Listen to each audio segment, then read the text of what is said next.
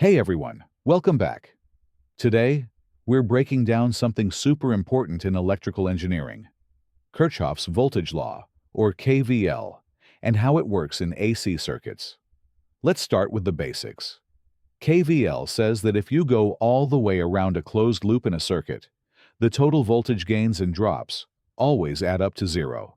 In other words, whatever voltage the sources supply is completely used up by the components in that loop, like resistors, inductors, or capacitors. This comes from a simple but powerful idea. Energy can't be created or destroyed, only transferred. So in a circuit, the energy supplied by the source equals the energy used by the loads. That's why KVL works. It's all about conserving energy. Now, in AC circuits, things get a bit more interesting.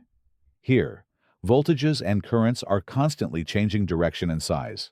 They're sinusoidal. That means each voltage has not just a size, but also a phase angle, telling us how it lines up in time with the others.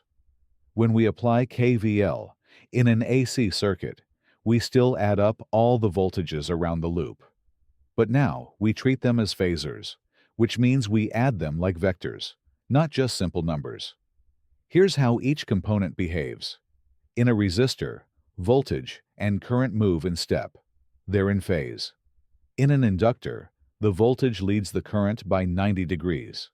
In a capacitor, the voltage lags the current by 90 degrees. Because of these phase shifts, we often use complex numbers or phasor diagrams to show how the voltages add up. For example, in a series RLC circuit, the supply voltage equals the vector sum of the resistor, inductor, and capacitor voltages. Even though the voltages are at different angles, KVL still holds perfectly. The total around the loop always equals zero. So, whether it's DC or AC, Kirchhoff's voltage law keeps everything balanced and helps engineers design and understand all kinds of electrical systems, from power circuits to communication networks. Thanks for watching.